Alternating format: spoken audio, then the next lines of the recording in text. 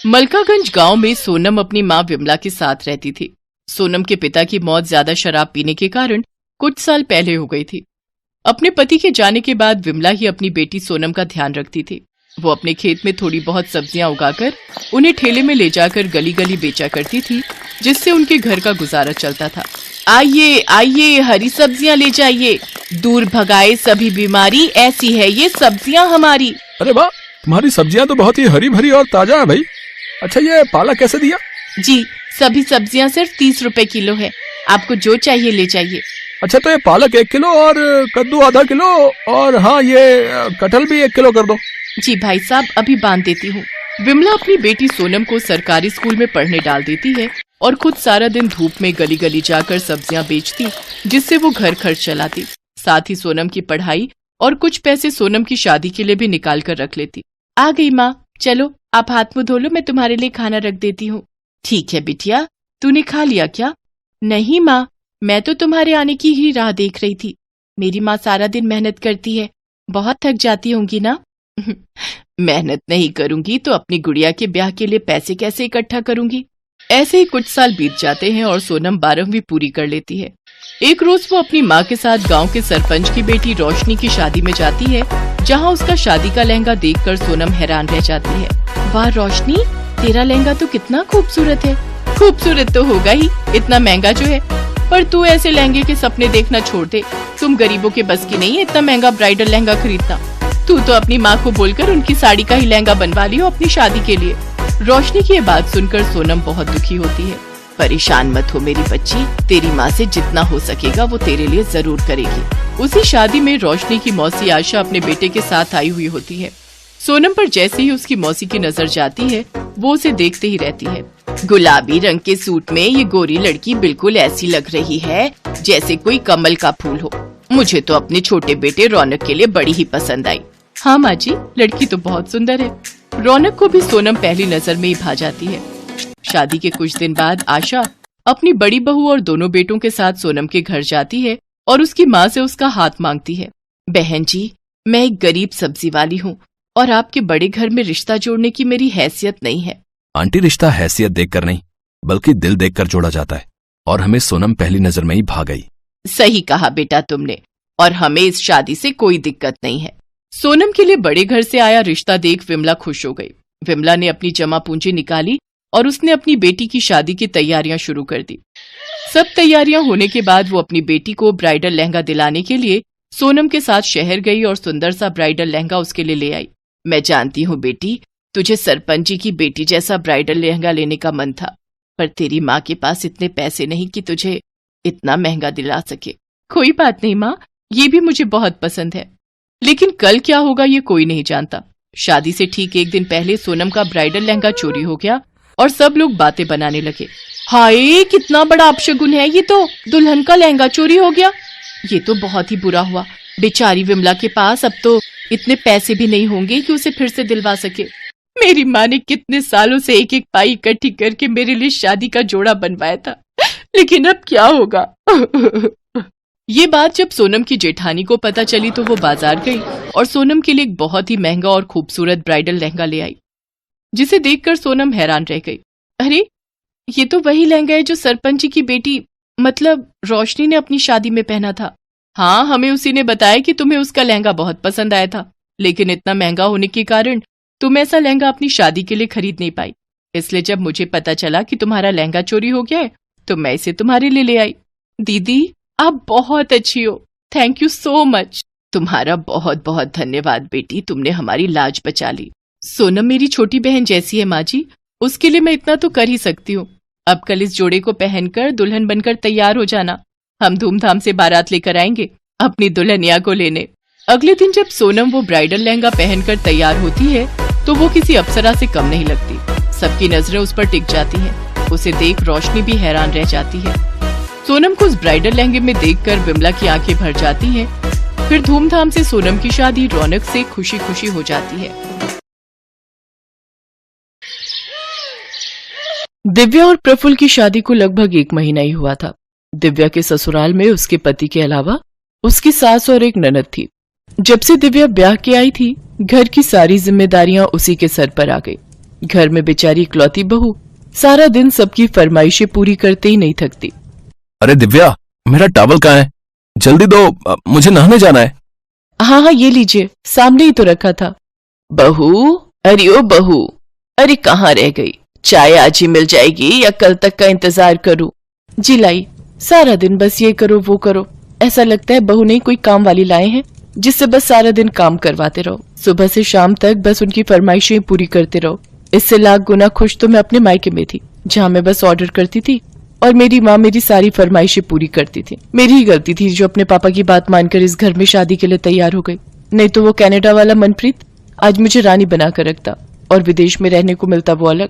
हाय मेरी किस्मत, यहीं आकर फंसना था मैंने। अरे चाय पिलाने का मन नहीं है क्या बहू? लाई लाई मम्मी जी, ये लीजिए आपकी चाय। इसके बाद दिव्या किचन में जाकर खाना पैक करने लगती है। तभी उसकी ननद नैना किचन में आती है। भाभी, अगर मेरा लंच पैक हो गया हो तो दे दो, मुझे कॉलेज के लिए देर हो रही है। हाँ नैना, बस 2 मिनट, ये लो। नैना टिफिन लेकर वहां से चली जाती है। दिव्या सारा दिन अपने ससुराल वालों की खुशियों का ख्याल रखती, लेकिन अंदर ही अंदर कुढ़ती भी रहती। एक ये महारानी, पता नहीं कब इसकी शादी होगी और कब ये अपने ससुराल जाएगी। माँ ने कहा था बेटी बस कुछ दिन झेल ले, इसके बाद तो ब्याह कर चली जाएगी, लेकिन पता नहीं कब इसकी शादी होगी और कब ये यहाँ से जाएगी। ऐसे ही कुछ दिन बीत जाते हैं। अब नैना अपनी ग्रेजुएशन पूरी कर लेती है और उसके घर वाले उसकी शादी के लिए लड़का देखना शुरू कर देते हैं। एक रोज संडे वाले दिन नैना अपने चेहरे पर ब्लीच लगाकर बाहर आती है। तभी उसकी माँ कमला उससे कहती है, वाह मेरी रानी बिटिया, अपना कितना ध्यान रखती है, बस अपने चेहरे को ऐसे ही चमकाती रह, फिर देख तेरी माँ तेरे लिए क्या राजकुमार ढूंढ कर लाएगी। राजकुमार? आगे चलकर इसने भी मेरी तरह काम वाली ही बनना है। वैसे आशा बहन ने अपनी नैना के लिए एक बढ़िया रिश्ता बताया है, परसों लड़के वाले इसे देखने आ रहे हैं। क्या सच में माँ? मेरी छोटी सी बहन कब इतनी बड़ी हो गई, पता ही नहीं चला। लड़के वाले? अरे वाह, ये तो बहुत अच्छी बात है, अब नैना की शादी हो जाएगी। चलो अच्छा है, कम से कम इससे जान तो छूटेगी और मेरा काम तो कम होगा। कुछ देर बाद नैना अपना चेहरा धोकर आती है तो उसके चेहरे पर लाल रंग के बड़े बड़े धब्बे उभर आते हैं। वो जोर से चिल्लाते हुए बाथरूम से बाहर आती है। ओ नो, ये मेरा चेहरा, ये मेरे चेहरे को क्या हो गया? सत्यानाश, परसों तुझे देखने लड़के वाले आ रहे हैं और तू है कि अपना पूरा चेहरा जलाकर बैठ गई। अरे लड़के वाले तुझे ऐसे देखेंगे तो झट से ना कर देंगे। ओ गॉड, अब क्या करें? आप टेंशन मत लीजिए, ये जरूर इसे ब्लीच से एलर्जी हुई होगी। मैं अभी इसके चेहरे पर मुल्तानी मिट्टी लगा देती हूँ, साथ ही बर्फ से सिकाई कर देती हूँ, कल तक ठीक हो जाएगा। इसके बाद दिव्या मुल्तानी मिट्टी का पैक बनाकर नैना के चेहरे पर लगा देती है। इसके बाद वो अपने कमरे में जाकर अपनी माँ को फोन करती है और कहती है, ओफो माँ, ये अच्छी बहू बनने का ड्रामा ना अब मुझसे और नहीं होता। और तुमने तो कहा था कि तेरी ननद शादी करके चली जाएगी तो फिर इस घर पर तेरा ही राज होगा, पर अब तो शादी को 4 महीने होने को आ गए, लेकिन ये तो अभी तक इसी घर में पड़ी है। और तो और अपना सारा मेकअप तक मैंने इसे देकर रखा है ताकि ये सुंदर दिखे और इसकी शादी हो। हाय मेरी नाजुक बच्ची को वहां जाकर कितना काम करना पड़ रहा है। तू चिंता मत कर, तेरी ननद की शादी हो जाएगी तो फिर तो तेरा ही तेरा राज है उस घर पर। अच्छा माँ, अब मैं फोन रखती हूँ और जरा देख कर आती हूँ उस महारानी का चेहरा ठीक हुआ भी या नहीं। दिव्या जाकर देखती है तो नैना का चेहरा पूरी तरह ठीक हो चुका होता है। थैंक यू भाभी, आपके हाथों में तो जादू है जादू। हाँ हाँ मेरी प्यारी ननद, अब तुम देखना मैं तुम्हें परसों कैसे तैयार करती हूँ। जब लड़के वाले आएंगे तो वो सब तुम्हें देखते ही रह जाएंगे। और आखिर वो दिन भी आ जाता है जिस दिन लड़के वाले नैना को देखने आते हैं। उस दिन दिव्या सुबह तड़के उठकर ही घर की साफ सफाई में लग जाती है। रामू, जल्दी से सभी पर्दे, बेडशीट और सोफा कवर, टेबल कवर बदल दो। और हाँ, इसके बाद सभी खिड़कियां दरवाजे अच्छे से साफ कर दीजिए और घर में एक भी ज्वाला नहीं दिखना चाहिए। उसकी आवाज सुनकर सभी घर वाले भी उठ जाते। दिव्या, तुम इतनी सुबह सुबह क्यों उठ गई और ये कारखाने से रामू को क्यों बुला लिया? देखिए जी, आज मेरी इकलौती ननद को लड़के वाले देखने आ रहे हैं तो उनकी खातिरदारी में कोई कमी ना रह जाए, इसलिए रामू को भी अपनी हेल्प के लिए बुला लिया। और आज रामू किचन में भी मेरी मदद करेगा तो आज सारा दिन वो यहीं रहेगा। सचमुच बड़े ही भाग्यशाली हैं हम बहू जो तुम इस घर में आई। सच में भाभी, भाभी हो तो आपके जैसी। अरे नैना, तुम क्यों इतनी जल्दी उठ गई? तुम अपनी नींद पूरी लो, तभी तो फ्रेश रहोगी और तभी तो चेहरे पर रौनक आएगी। सारा काम मैं खुद देख लूंगी। सारा काम निपटाकर दिव्या नैना को अपनी अच्छी सी साड़ी पहनाकर और उसका मेकअप करके तैयार कर देती है।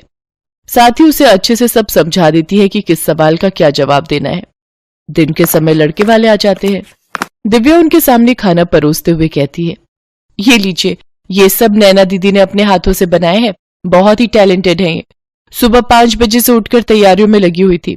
खाना तो क्या लाजवाब बनाती है। अब सचमुच खाना तो बहुत ही अच्छा बना है भाई।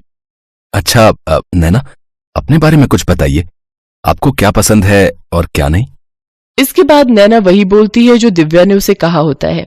जी, जो मेरे मायके वालों को पसंद है वो हर चीज मुझे पसंद है, और शादी के बाद मेरे ससुराल वालों को जो पसंद होगा वही मेरी पसंद होगी। सचमुच क्या संस्कार हैं भाई। इसके बाद लड़के वाले रिश्ता पक्का करके चले जाते हैं। दिव्या अपने कमरे में जाकर अपनी माँ को फोन मिलाती है। मम्मी, फाइनली रिश्ता पक्का हो गया। हाश, सचमुच बड़ी संतुष्टि मिली आज। इसके बाद दिव्या अपने पंडित को पैसे देकर इसी महीने में मुहूर्त निकालने को कहती है। पंडित बिल्कुल वैसे ही करता है। इसके बाद तो दिव्या की खुशी का ठिकाना नहीं रहता और वो खुशी खुशी सारी जिम्मेदारी अपने ऊपर ले लेती है। नैना के लिए शॉपिंग से लेकर उसके पार्लर तक, मेहंदी वाले से लेकर डीजे वाले तक, सबका इंतजाम वो कर लेती है।